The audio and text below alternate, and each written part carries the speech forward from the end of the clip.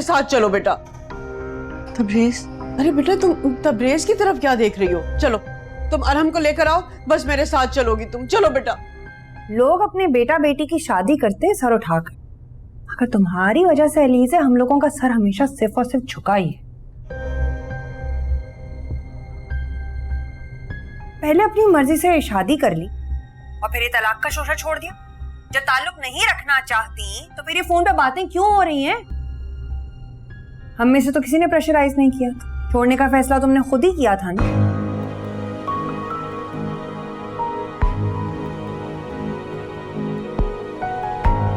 या फिर हमारी आंखों में धूल झोंकना मकसद था?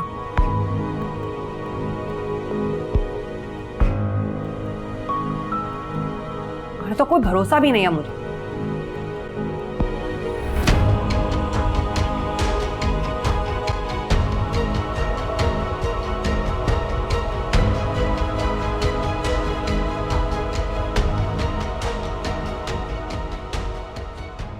गल सुन बंदया मुर्शद वाली,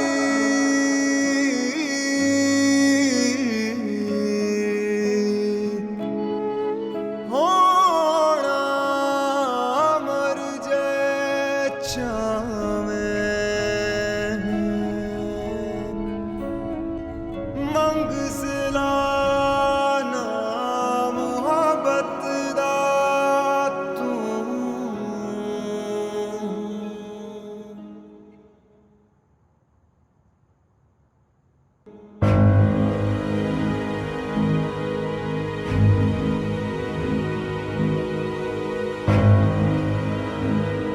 हाँ तो फिर अहमद, जब मेरा केस चल रहा था तो उस टाइम पे ये सीसीटीवी फुटेज जो थी उसका जिक्र क्यों नहीं हुआ? आई एम श्योर मॉल के बाहर भी तो सीसीटीवी कैमरास लगे हुए थे ना, काश वो फुटेज मिल जाती।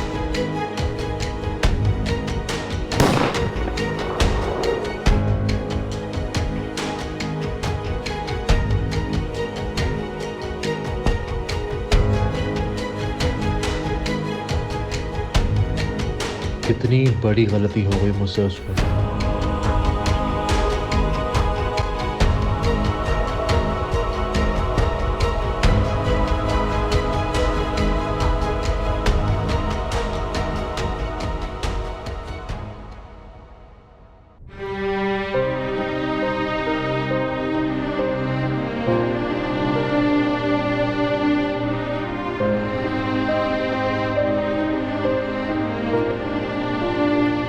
मजाक बना रखा है तुमने दुनिया वालों के सामने। लोग अपने बेटा बेटी की शादी करते सर उठाकर, अगर तुम्हारी वजह से एलीज़े हम लोगों का सर हमेशा सिर्फ और सिर्फ झुका ही है। पहले अपनी मर्जी से शादी कर ली और फिर ये तलाक का शोशा छोड़ दिया। जब ताल्लुक नहीं रखना चाहती तो फिर ये फोन पे बातें क्यों हो रही हैं? मैं इस बार अपनी वजह से राहिल भाई का सर झुकने नहीं दूंगी।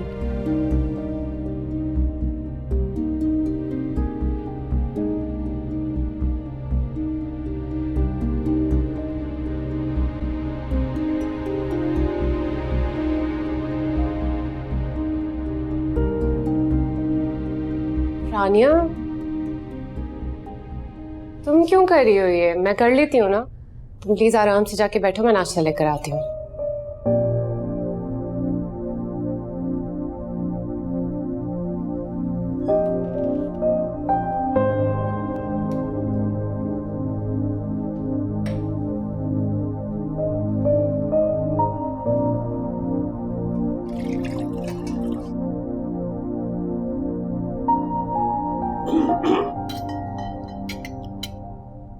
मैंने एक फैसला किया है। फैसला तो मुझे बहुत पहले कर लेना चाहिए था इस घर के सरबराह की हैसियत से, लेकिन बहरहाल मैंने ये सोचा है कि हम अलीज़े को घर वापस ले आएंगे।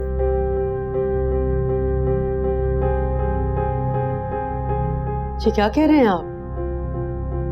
किस हैसियत से लेकर आएंगे आप उसे? क्या मतलब किस हैसियत से?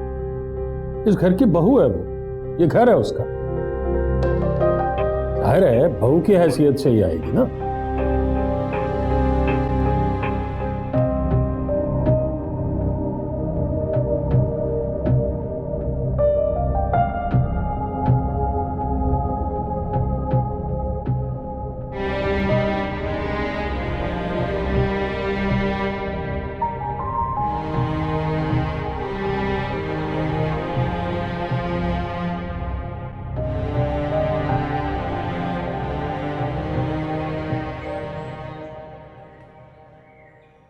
मोहसिन, बात तो सुनिए ना मेरी।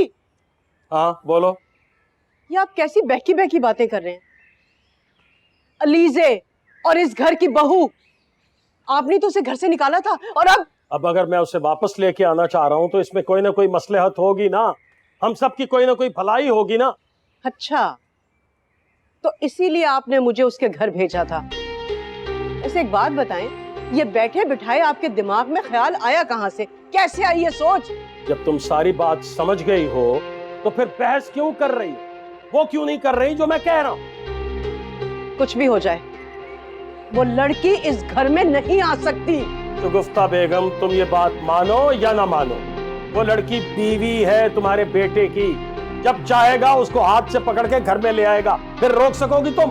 रहे है वो मेरे बेटे की बीवी, बैठी रहे उसके नाम पर। नहीं देता मेरा बेटा उसे तलाक तो ना दे, लेकिन वो लड़की इस घर में नहीं आएगी, बस। अरे तुम किस तरह की अहमकाना बातें कर रही हो? मैं कर रही हूँ अहमकाना बातें? मैं? मोहसिन साहब, आप अहमकाना बातें कर रहे हैं। मेरी बात माने, इस किस्से को यहीं खत्म कर दें। देखिए, मैं अपने बेटे की दूसरी शादी करना चाहती हूँ और उसके लिए बहुत लड़कियां हैं। और तुम्हारा ख्याल है कि तुम्हारा बेटा मान जाएगा? पहले ही रानिया घर छोड़ के चली गई है और मुझे डर यह है कि कहीं तबरेज कहीं नहीं जाएगा। उसने वादा किया मुझसे। तुमने भी उससे कुछ वादा किया था। तुमने उससे वादा किया था कि तुम उसके साथ जोर जबरदस्ती नहीं करोगी। जरा बात को समझने की कोशिश करो। तबरेज और रानिया एक दूसरे से शादी नहीं करना चाह रहे। अगर अलीजे को हम घर ले आएंगे तो अरहम और रानिया भी तो उसके साथ ही आएंगी ना। आप रानिया की फिक्र क्यों कर रहे हैं? उसे समझा बुझा के मैं वापस ले आऊंगी घर। आप मेरी बात का यकीन करें ना मोहसिन। मुझे किसी का यकीन करने की कोई जरूरत नहीं है। मैं फैसला कर चुका हूं और तुम जानती हो कि मैं अपने फैसले बदला नहीं करता हूं।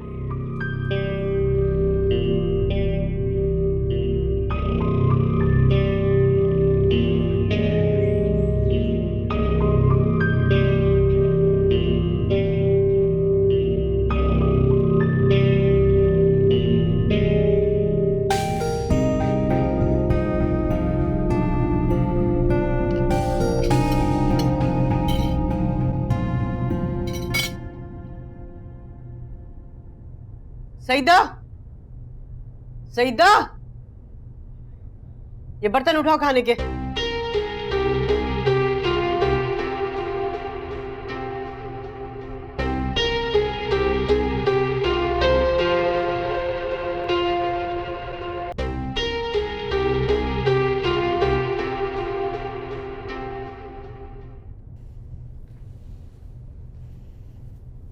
अब्बू,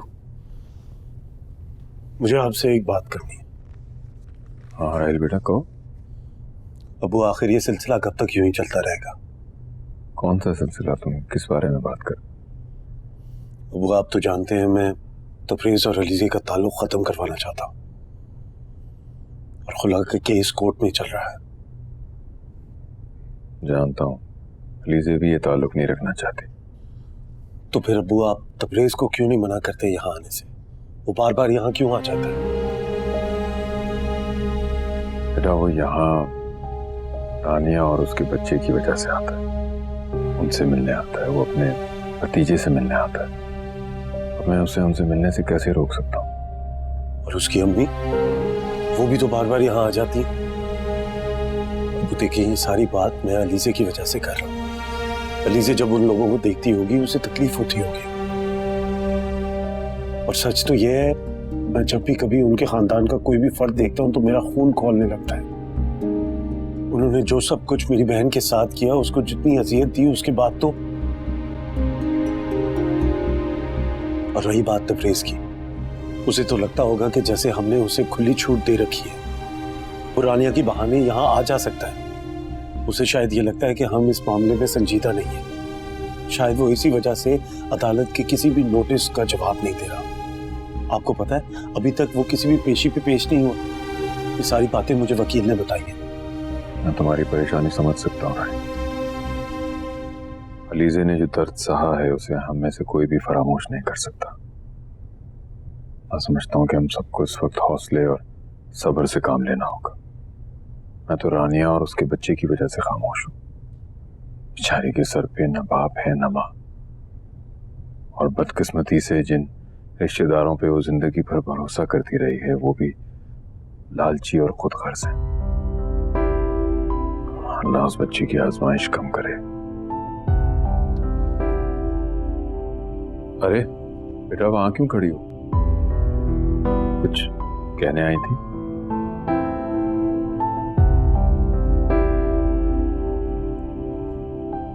अबू अगले हफ्ते से मेरे एग्जाम शुरू होने वाले हैं। अरे अलीज़ा, मुझे तो बिल्कुल भी याद नहीं रहा। चलो, wish you all the best. बेटा, एग्जाम दे पाओगी? जी। चलो ठीक है, अल्लाह तुम्हें कामयाब करे हर जगह। और अपने टाइमिंग्स की डिटेल राहिल को बता देना, ही तुम्हें पिक एंड ड्रॉप कर लिया करेगा। क्यों बेटा? अबू, ये भी कोई कहने वाली बात है? मैं सिर्फ चाहता हूँ कि अलीज़े सारी परेशानियों को भूल कर, बल्कि उनको झटक कर सिर्फ अपने एग्जाम्स पे फोकस करें। बाकी मामला अल्लाह पे छोड़ दो।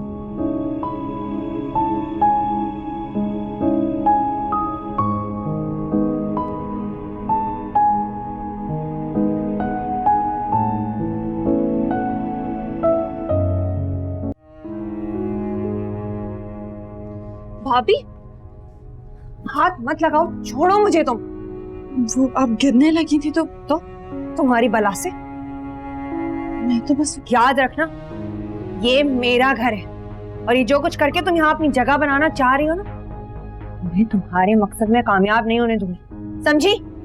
भाई बड़ी, हटो यहाँ से।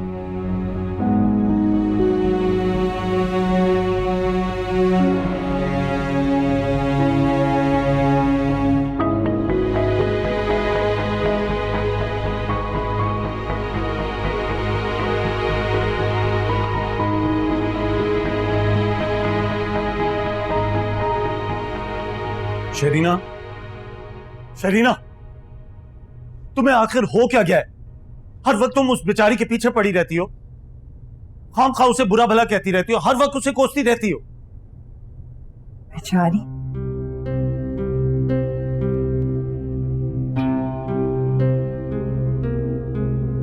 बहुत हमदर्दी हो रही है उस बेचारी के साथ। ना उसके बच्चे को रोता हुआ देखा जाता, ना उसकी आंखों में आए हुए आंसू देखे जाते।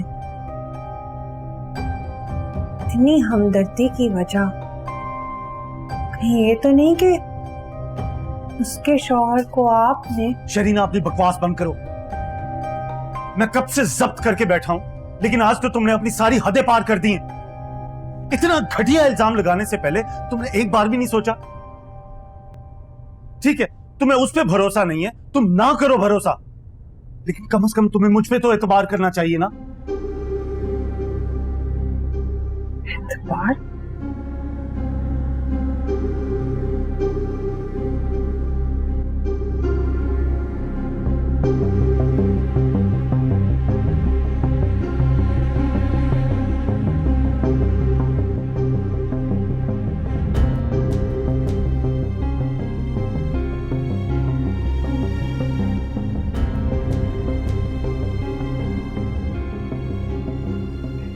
मुझे तो समझ नहीं आ रही कि तुम इतने कंफ्यूज क्यों हो। एक तरह से देखा जाए तो ये तुम्हारे हक में बेहतर है। किसी के हक में कुछ बेहतर नहीं है। तुम बाबा को नहीं जानते,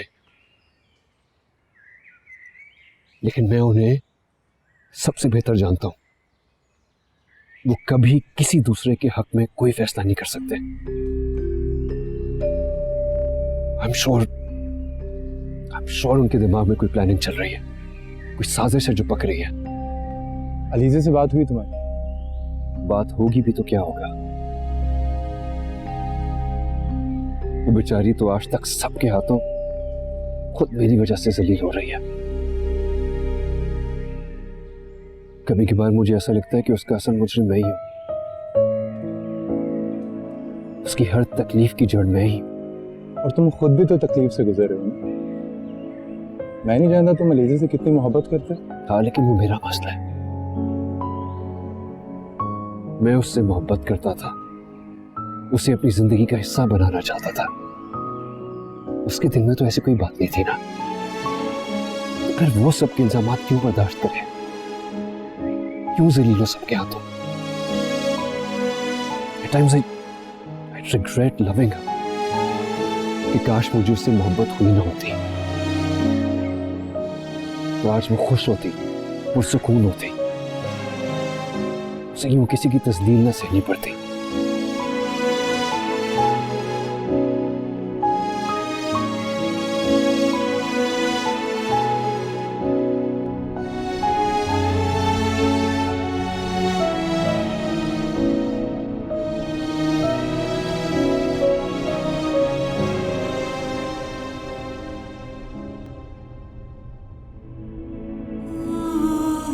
उसे शायद ये लगता है कि हम इस मामले में संजीदा नहीं है। शायद वो इसी वजह से अदालत के किसी भी नोटिस का जवाब नहीं दे रहा।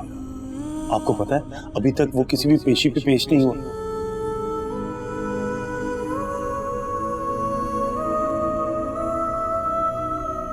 ये लो लीजिए, दूध पी लो।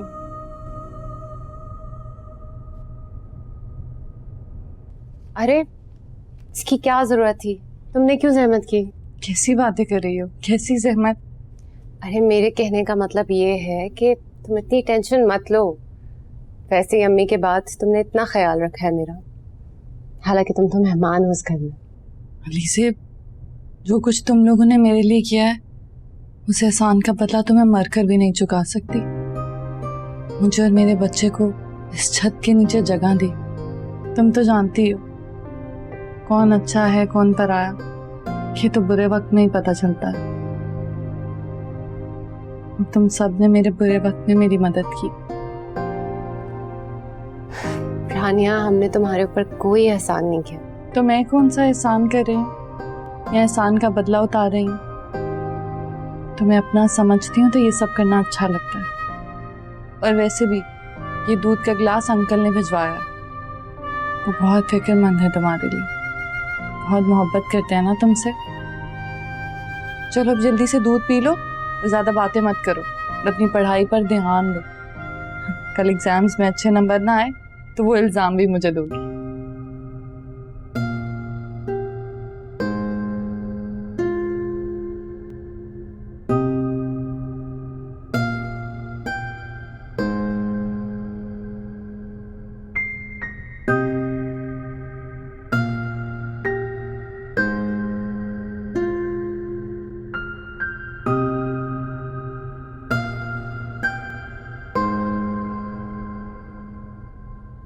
मेरी बात सुने ना, एक बार फिर सोच लें।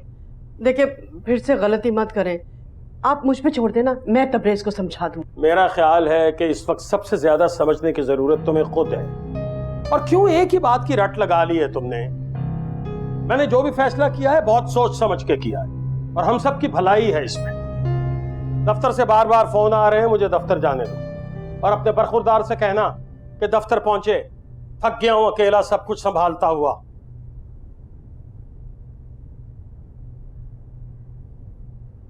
अस्सलाम वालेकुम। अब्बू, मैं जा रही हूँ, आप मेरे लिए दुआ कीजिएगा। जाओ बेटा, अल्लाह तुम्हें कामयाब करे। मेरा दिल तो हमेशा तुम्हारे लिए दुआ को रहता है।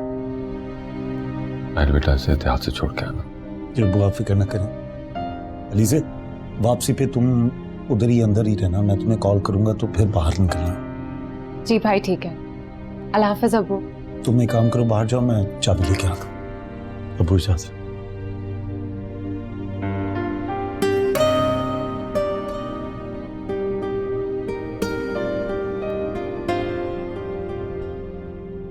देखो, हम इनकम टैक्स डिपार्टमेंट से आए हैं और हमें रिकॉर्ड चेक करना है। अकाउंट डिपार्टमेंट आपका कहाँ है? एक्सक्यूज मी, भीड़ क्यों लगा रखी है भाई? कौन लोग हैं ये? मोहसिन साहब, मेरा नाम सालेह, ये मेरा कार्ड। मेरा ताल्लुक इनकम टैक्स डिपार्टमेंट से है। ओह, तो सालेह साहब आप यहाँ क्यों खड़े हैं? आइए ना, मेरे ऑफिस में बैठ के बात करते हैं। आइए, कॉफी भेजो जरा ऑफिस में। नहीं मोहसिन साहब, मेरा ख्याल कॉफ़ी का तकल्लुफ़ आप रहने दीजिए। हम जिस काम से आए हैं हमें वो काम करने दीजिए। हाँ, आप इतना ज़रूर कीजिए कि अकाउंट डिपार्टमेंट वालों से कहिए कि मेरी टीम के साथ ताउन करें। हाँ बिल्कुल बिल्कुल भाई, जो कुछ ये देखना चाहते हैं दिखाइए। चलिए।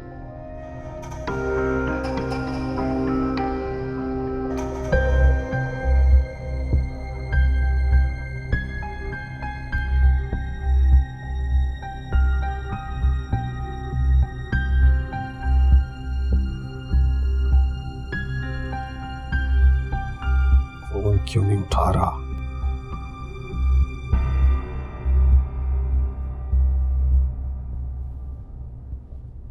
बाबा ये बाहर लोग कौन है, उनके साथ पुलिस क्यों है?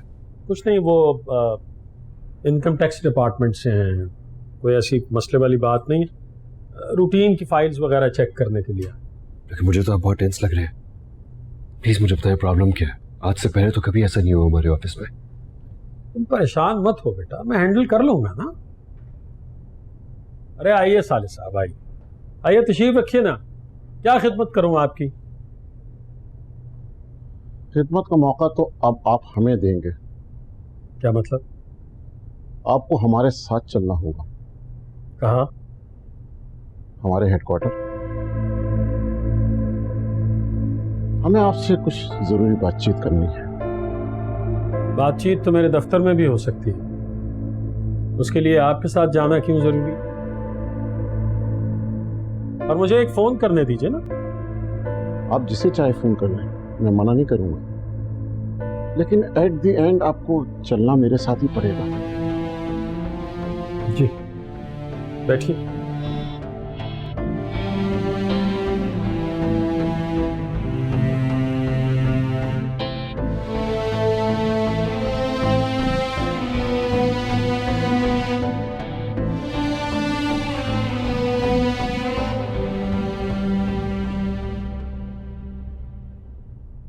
प्लीज आमिर मुझे ये बताओ कि तुम फौरी कुछ कर सकते हो। वो बाबा को इंक्वायरी के लिए लेके जा रहे हैं और मैं ये चाहता हूं कि ये मामला यहीं पे खत्म हो जाए।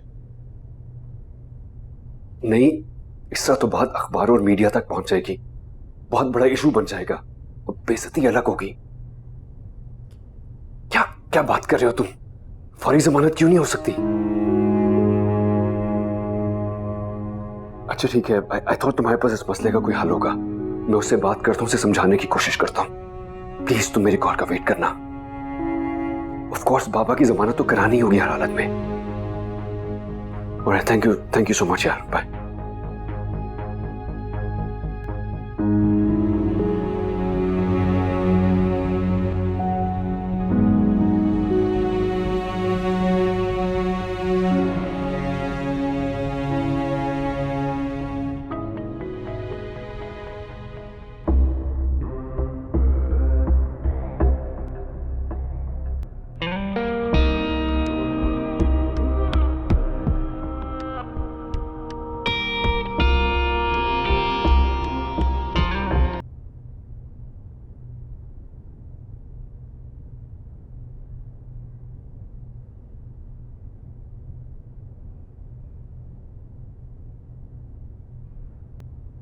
मोहसिन साहब, मेरा ख्याल है कि काफी टाइम हो गया, हमें चलना चाहिए। आपको जो भी कॉल करनी है ऑफिस पहुंच के कीजिएगा। मुझे कम से कम एक फोन तो करने की इजाजत दीजिए।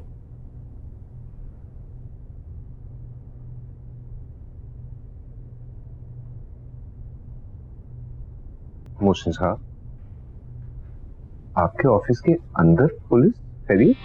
बहुत मेहरबानी अकबर तुम्हारी कि तुम आ गए, मैं तुम्हारा इंतजार कर रहा था।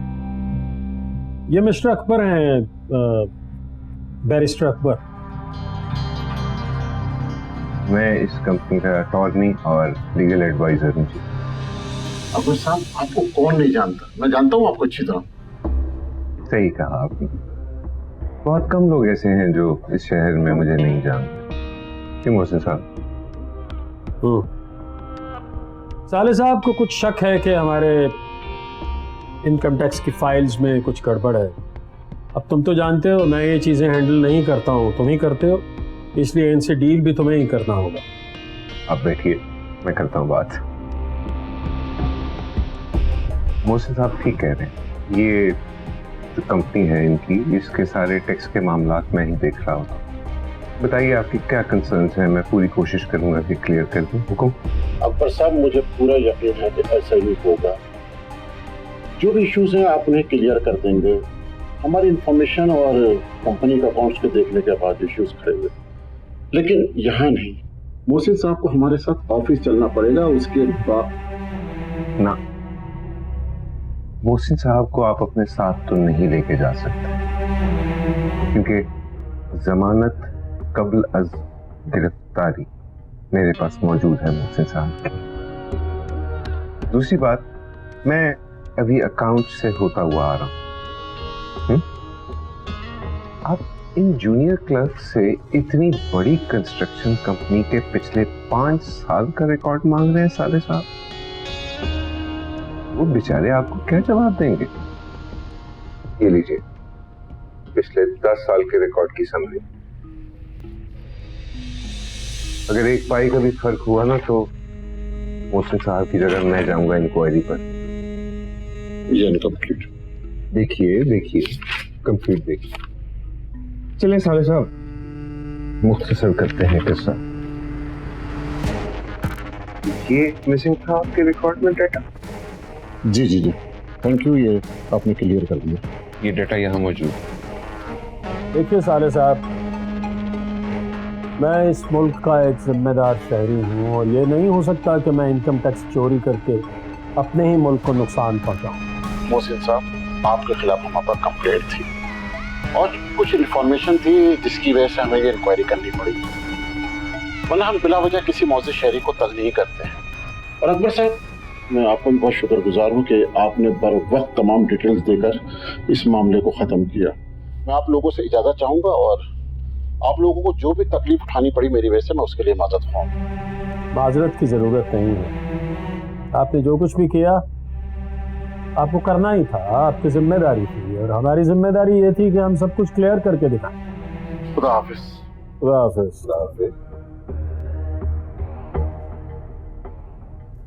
Thank you Akbar. अगर आज तुम वक्त पर ना आते तो बहुत बड़ी मुश्किल खड़ी हो जानी। इस बात का शुक्रिया मोहसिन साहब। ऐसा तो हो नहीं सकता कि आप पर मुश्किल वक्त आए और मैं पीछे हट जाऊं। इतनी पुरानी दोस्ती है हमारी। आपकी इज्जत मेरी इज्जत है। मेरे होते हुए किसी की मजाल नहीं है कि आपको हथकड़ी पहनाए। बेफिक्र रहिए। How is it possible? मेरी भी अपने दोस्त से बात हुई है। उसने मुझे बताया कि ऐसे केसेस की जमानत आसानी से नहीं होती है। सबसे पहले तो इंक्वायरी होगी। क्या है कि एक उम्र गुजरी है इस दश्त की सयाही में। मोहसिन साहब, आज कोर्ट में एक हियरिंग है, चलता हूँ जरा जल्दी में, फिर मुलाकात होगी। अल्लाह हाफिज। तबरेज, अपने दोस्त को कहना कि टाइम निकाल कर मेरे ऑफिस चक्कर लगा लेगा। सुबह से शाम तक उस जैसे कई वकील मेरे दफ्तर पे चक्कर लगाते हैं टिप्स के लिए। उसे भी बहुत कुछ सिखा दूंगा। अल्लाह हाफिज़ सर।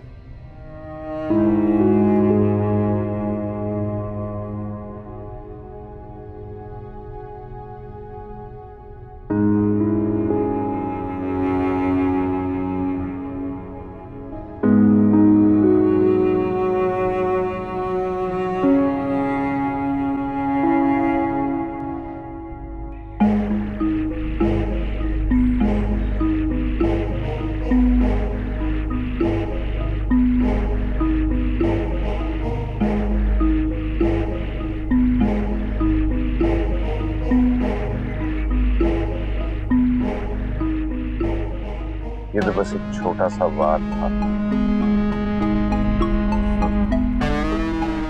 हुसैन अली, तुमने इतनी सकत कहा कि तुम मेरे साथ खेल सको, पर इसमें मेरा फायदा भी क्या है? फायदा तो मुझे तब होगा जब तुम्हारी जायदाद में से हिस्सा मिलेगा मुझे। अब वो तो मिलेगा।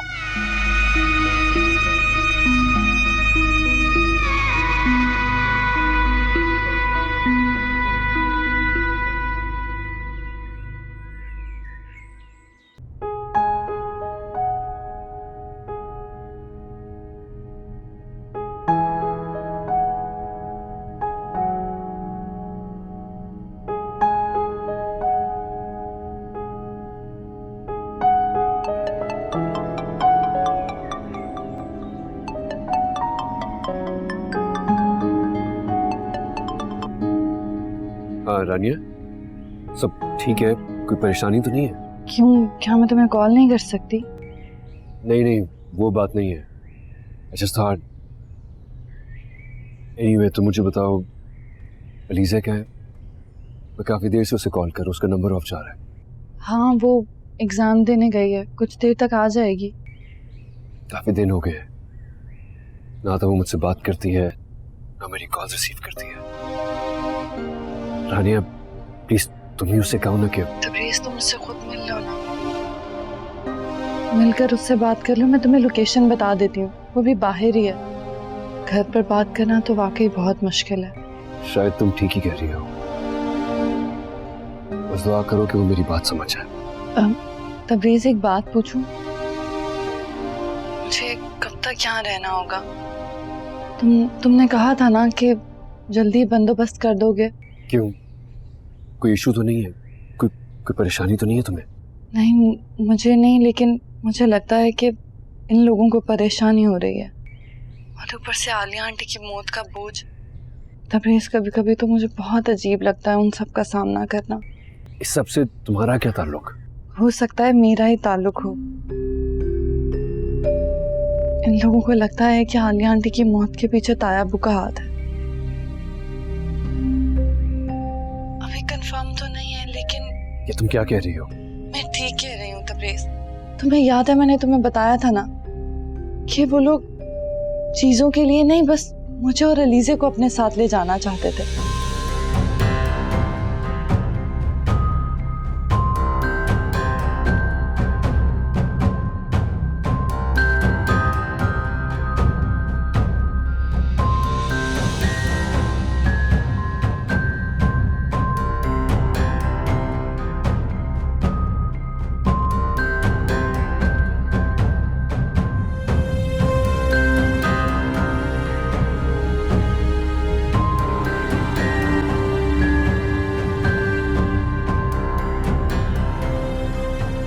सर, ये उस दिन की सीसीटीवी फुटेज है जो आपने मुझे कही थी। ये मैंने माल इंतजामिया से निकलवाई है, क्योंकि पुलिस रिकॉर्ड रूम और सिक्योरिटी में ये फुटेज शुरू से मौजूद ही नहीं है। यानी सबूत मिटाने के लिए इसको जाया किया गया है? जी सर, किसी ने सर अपनी पावर और पैसे के बलबूते पे इंतजामियों को अपने मकासद के लिए इस्तेमाल किया। ज़मीर फरोशों की कमी नहीं इस माशरे में, इसीलिए जो असल मुजरिम है वो माशरे में दंदनाता हुआ फिर रहा है, और जो बेचारे बेकसूर सजा काट रहे हैं। मेरी नजर में असल मुजरिम वो इंसान नहीं है जिसने चंद रुपयों की खातिर अपनी सच्चाई को बेचा, बल्कि वो शख्स है जिसने चंद रुपयों की खातिर अपने ज़मीर को बेचा है।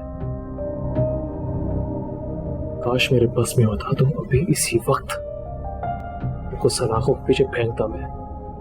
ठीक बोले हैं सर आप, इसीलिए सर हमारा महकमा भी बदनाम है।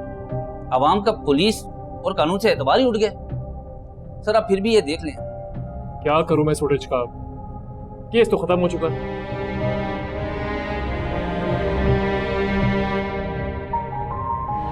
लेकिन हकीकत क्या है ये जानना जरूरी है।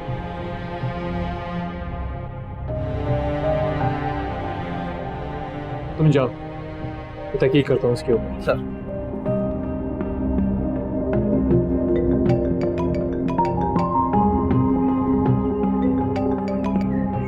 अस्सलाम वालेकुम भाईजान।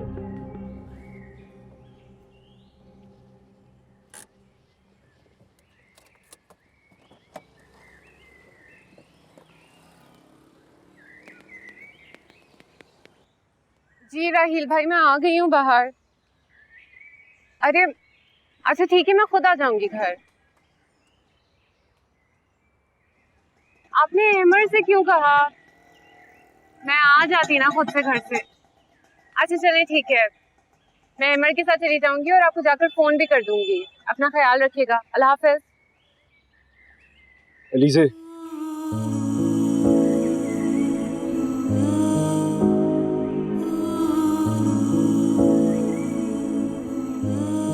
क्यों आए हैं आप यहाँ? क्योंकि मिलना चाहता था मैं तुमसे, बात करना चाहता था। मेरा और तमाशा बनाने की जरूरत नहीं है। तमाशा तो तुम मेरा बना रही हो, लेकिन क्या करूं, दिल के हाथों मजबूर हूं।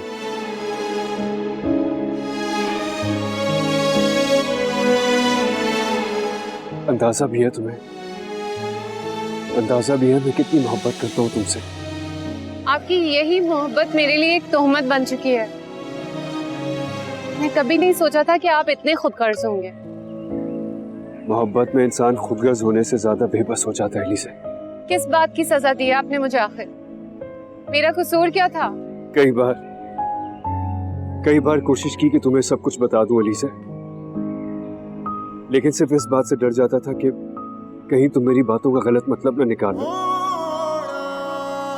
इसी वजह से खत भी लिखा था मैंने तुम्हें। खत? कौन सा खत? प्लीज अब इस तरह की कोई भी कोशिश मत करें। ना ही मुझसे मिलने की कोशिश करें और ना ही मुझे बार बार फोन करें।